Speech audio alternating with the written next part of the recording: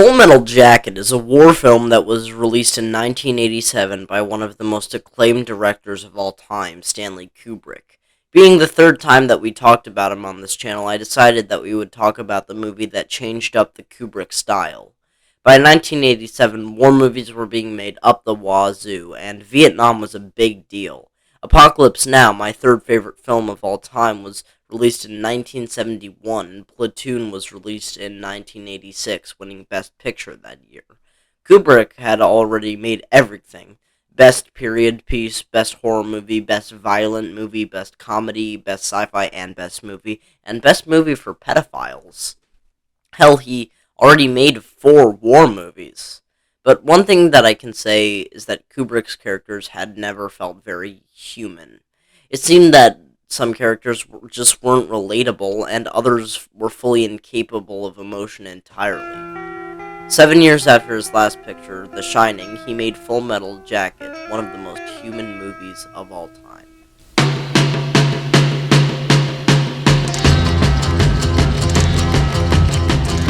Before we get to the meat of this documentary, I wanted to talk about the music in this film. Kubrickian means to be strange and out of the ordinary. However, just the way that music is utilized in this film is fantastic.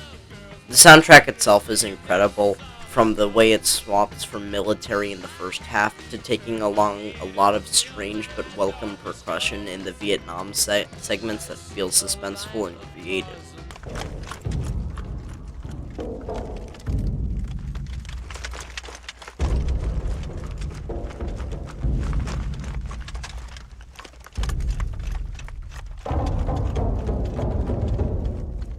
The licensed music is also really well utilized. The movie starts with the song Hello Vietnam, Painted Black plays in the credits, and Surfin' Bird? I still like the utilization of the song, no matter how old or, unfunny the song sounds. Alright, now back to it. The first minutes of the film are dedicated to Drill Sergeant Hartman, training the characters in boot camp on Paris Island.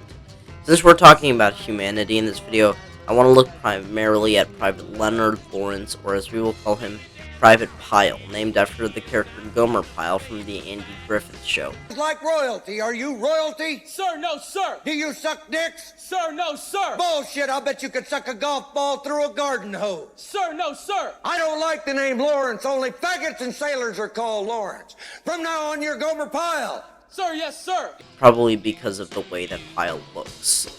Pyle probably suffers the most out of anybody in this film, and he doesn't even go to Vietnam.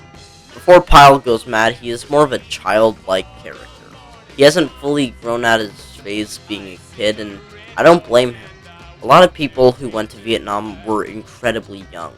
In the Vietnam War documentary by Ken Burns, one of the people who were interviewed mentioned that to him, Vietnam was like finishing high school. Sergeant Hartman is not here for kids. He's here for killers. Before we continue this video, I should mention that Full Metal Jacket is based off of a semi-autographical book called The Short Timers. After watching Full Metal Jacket, I can definitely think that it is one of my favorite films of all time, so I bought the book to see how similar it was, and yeah. Some of the dialogue in this book goes straight into the movie, and the gunnery sergeant is perfectly represented by R. Lee Ermey, who was a drill instructor in real life. So, yeah, please read this book, not just to see where Full Metal Jacket came from, but to memorialize the life of the real Joker, Gustav Hanford, who died of heart failure in 1993 before he could finish the final book in the trilogy of books that he did that the Short Timers comes from. Back to the video.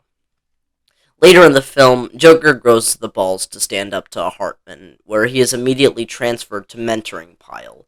At the beginning of the film, Pyle is a target of Hartman's brutal treatment, often singled out for ridicule and punishment. However, Joker sees something in Pyle and helps him to improve his physical fitness and marksmanship skills. Joker even gives Pyle a piece of advice on how to deal with the stress of boot camp. You gotta be able to take a joke. Despite Joker's efforts to help him, Pyle's struggles continue, and he begins to unravel mentally. In one particularly disturbing scene, Pyle goes on a rampage with his rifle, killing Hartman and then himself. The aftermath of the tragedy marks a turning point in the film for the remaining characters. After the Jelly Donut incident, as it became to be known, everybody turns on Pyle. They blame him for Hartman's treatment of the recruits and treatment with contempt and hostility.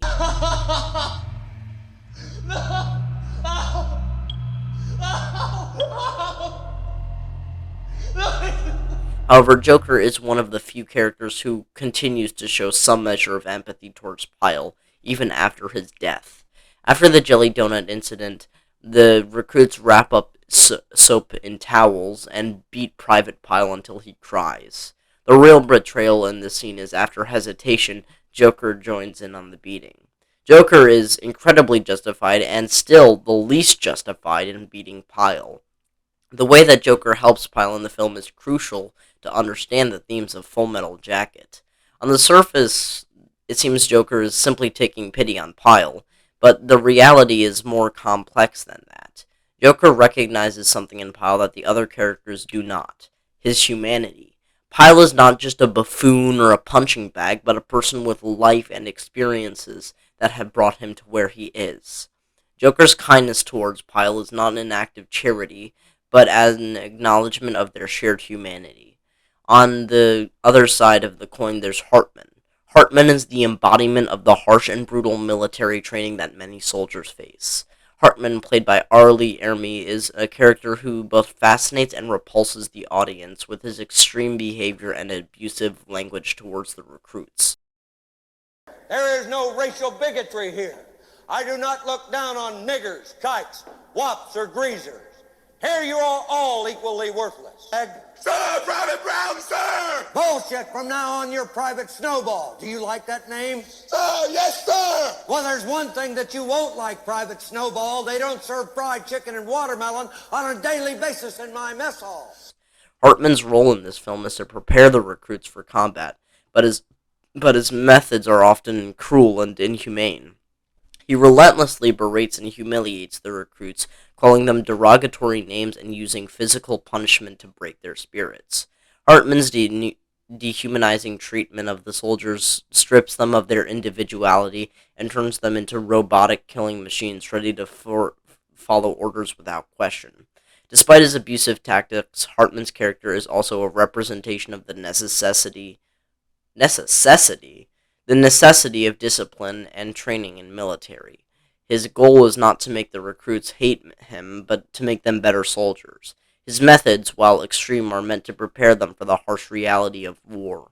However, Hartman's own prejudices and biases lead to his downfall. He singles out Pyle for his physical and social shortcomings, which only serves to worsen Pyle's mental state. This ultimately leads to Pyle's violent outburst and Hartman's death. Hartman's character is both fascinating and terrifying because he often represents the harsh realities of military training. His methods are cruel, but they're also necessary. His death serves as a warning of the dangers of unchecked power and the consequences of prejudice and bias. Gunnery Sergeant Hartman is a complex character in Full Metal Jacket, and his abusive tactics are extreme and inhumane, but his goal of preparing soldiers for war is simply necessary. His downfall serves as a reminder of the danger, and Hartman's character will ever be remembered as a symbol of the harsh realities of military training and to the lengths which soldiers are pushed to become effective warriors.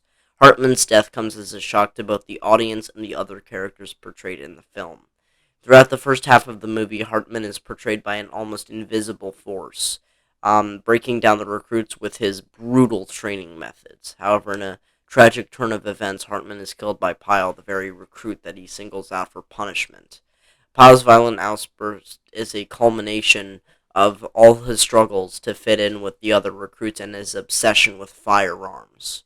He has been pushed to the brink by Hartman's abusive treatment and the pressure of military training. The death of Hartman marks a turning point for Pyle, who becomes increasingly unstable and eventually takes his own life. The deaths of Hartman and Pyle serve to illustrate the psychological toll of war and the dangers of unchecked power. Hartman's treatment of his recruits is an example of dehumanizing effects, and his death highlights the dangers of absolute authority. Pyle's descent into madness is a stark reminder of the mental health risks that soldiers face in the face of extreme trauma and stress. The death of Hartman and Pyle serves as a commentary on the futility of war. Both characters are victims of a system that values aggression and violence over empathy and compassion. Their deaths are a reminder that war is not a physical battle, but a mental one as well. The cinematography in the scene is also very effective in its lighting specifically, and the most creepy part of the scene is the sound that comes out of Pyle's mouth before the kill. From it.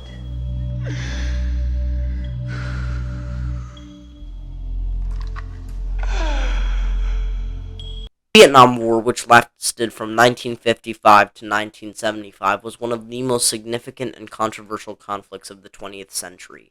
It was a complex and multifaceted conflict that had far-reaching consequences for both Vietnam and the United States, and it continues to have an effect on global politics and culture today. The Vietnam War was fought between the Communist government of North Vietnam and the capitalist government of South Vietnam, with the United States providing military and financial support to the South Vietnamese. The roots of the conflict go back to the early 20th century, when Vietnam was colonized by France. The Vietnamese people fought for independence from French rule, which they achieved in 1954. However, Vietnam was divided into two countries along the 17th parallel, with the communist government controlling the north and the capitalist government controlling the south. The North Vietnamese government sought to reunify the country under communist rule, while the South Vietnamese government was supported by the United States in an attempt to prevent this. The United States became increasingly involved with the conflict throughout the 1960s, with President Lyndon B. Johnson committing troops to Vietnam in 1965. The conflict escalated rapidly, with both sides suffering heavy casualties. The war was fought primarily through guerrilla warfare tactics, with the North Vietnamese using underground tunnels and jungle terrain to outmaneuver and surprise the American troops. The Vietnam War was also notable for the protests and opposition it generated within the United States. Many Americans were opposed to the war on both moral and practical grounds, and protests and demonstrations were a common sight throughout the country. The war also led to a growing divide between the American people and their government, as many felt that the government was not being honest about the true nature of the conflict. In 1973, a ceasefire was signed and the last American troops left Vietnam. However, the war continued until 1975, when the North Vietnamese army captured Saigon, the capital of South Vietnam, and the country was reunited under communist rule. The Vietnam War had a significant consequence for both Vietnam and the United States. The war caused immense human suffering and loss of life, with estimates up to 4 million Vietnamese and 58,000 Americans killed. It had a profound impact on American culture, politics, and foreign policy. The war eroded public trust in the government and led to a reevaluation of American military interventionism. It also sparked a cultural revolution, with the anti-war movement and counterculture emerging as major forces in American society. So there's your little history lesson. And when I tell you it's necessary for this documentary is going from here, it is very necessary. Joker is said to an infantry squad from being too much of a joker. Here's where the Vietnam segments get a lot more interesting. After meeting up with Private Cowboy, the infantry division makes its way to Hue City, beginning one of the most anxiety-inducing scenes in the film. The scene in the film begins with a group of Marines cautiously making their way through the ruined streets of Hue, which is littered with rubble and bodies. The tension is palpable as the soldiers know what they could be attacked at any moment. As they move deeper into the city, they are suddenly ambushed by North Vietnamese soldiers who have been hiding in the buildings. A fierce firefight erupts, with both sides trading gunfire and grenades. The battle is intense and chaotic, with explosions and gunfire ringing out all around. The camera moves through the rubble-strewn streets, showing the violence and destruction up close. The soldiers are clearly traumatized, some actually happy about the experience, with some being laughing and others trying to keep their composure. As the battle intensifies, the soldiers are forced to take cover behind a ruined building, firing a grenade into the building. The tension builds as they wait for the enemy to make their next move. Suddenly, the silence is broken by the sound of NVA making their way out. Crazy Eddie was at the moment dismantling his gun, but when the NVA come out, Crazy Eddie misses the first 3 soldiers, but then when the next 2 soldiers run out, Eddie shoots them dead. Oh, well, everybody's heard about the bird. The bird's the winner. Well, the bird. This scene is made all the more powerful by the use of music. Just after the tanks pull into way, the song Surfing Bird by the Trashmen begins to play, providing a jarring contrast to the violence and horror on screen. The absurdity of the song highlights the senselessness of violence, and the way that the war can turn even the most mundane things into objects of terror. I wanted to see exotic Vietnam, the jewel of Southeast Asia. I wanted to meet interesting and stimulating people of an ancient culture and kill them. The interviews serve several purposes in the film. First and foremost, they provide a sense of context and background for the soldiers. By learning about their pasts and their reasons for joining the military, the viewer gains a deeper understanding of who those soldiers are and what they are fighting for. The interviews also help to establish the harsh, unforgiving tone of the film. As soldiers say some of the most deplorable things, or the most confusing things, but it finds room to breathe in the film and still provides a good insights into the characters' minds. One of the most striking aspects of the interviews is in the way that it reveals the psychological toll of the war on soldiers. Many of the soldiers can be traumatized by their experience even before the tour is finished. They talk about their fears and anxieties and express doubt about their ability to perform their duties. Some of them are struggling with personal problems, saying it's some of the craziest shit of all time, and it is clear that the problems are only going to be exacerbated by the rigors of military life. The interviews are also a highlight as they disconnect the soldiers and the military establishment. Many of the soldiers express doubts about the war and question the motives of who's in charge. They are clearly frustrated with the bureaucracy and the way that their lives are being controlled by faceless officials who are far removed from the realities of combat, like Lyndon B. Johnson. Overall, the interview sequences in Full Metal Jacket are powerful and effective, and it's an effective way of setting the stage for the rest of the film. They provide a context and background for the stories while highlighting the psychological toll of the war and the disconnect between the soldiers and the military establishment. The interviews are a testament to Kubrick's skill as a filmmaker, and they remain as powerful and a memorable aspect of the film. I'll just say here that I won't be talking about the sniper sequence that kills 8-Ball and Doc J. That is because it is a 15-minute long sequence that has been talked and discussed about to death, and this video is long enough. What I do want to talk about, perhaps the most Kubrick scene of all time. The end of the film features the soldiers making their way out over to the Perfume River as the soldiers sing the Mickey Mouse theme. Joker comes back into narration. He talks about how his longing to go home at the beginning, but how it's in the end it's better that he's here, that he is alive. He repeats the words of Pyle, he is in a world of shit, but Joker is alive. Look at this scene with an audience's eye and feel the tonal whiplash that must have been felt.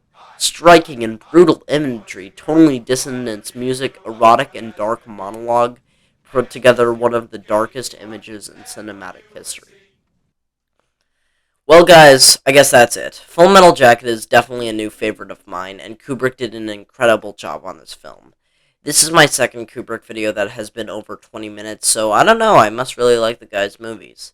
If you really like this longer form of content, tell me. My more recent video about Nirvana has been doing well, but there is one thing bugging me about that video. In the comments, I got a comment that said Nirvana ruined rock music. Whatever, I don't care, because opinions are opinions. I jokingly replied to it, messing around. This channel replies insinuating that while it probably wasn't their primary goal, they were probably just making a political statement. Cool, I'm fine with that. Case closed, right? This morning that I finished this Full Metal Jacket script, this channel commented saying that while Kurt was a very progressive person, a lot of his views changed leading up to his death, which, no. The comment also says that, and I quote, there is no way that he would support how far things have gone nowadays, especially the part where we're actively mutilating children. With all due respect, fuck you. Stop watching my videos if you want, and I don't give a single damn, but all people are equal, and HRT is not mutilating children. Everybody is entitled to their own choice with their own body. I have a trans friend, and I recognize that their transition has made them a happier person. If you don't like what I'm saying, you can stop watching my videos if you want, but it makes me so sad that even as we continue to progress, people are still living in a time where acceptance wasn't the same thing. In fact, who gives a damn if kids are doing this? If it helps them live more comfortably through their teenage years, God knows we're actively dealing with enough. That's all I had to say, and in any case, I hope you enjoyed this video. I realize it kind of just got heated there, but it's just what I believe. Alright, bye guys.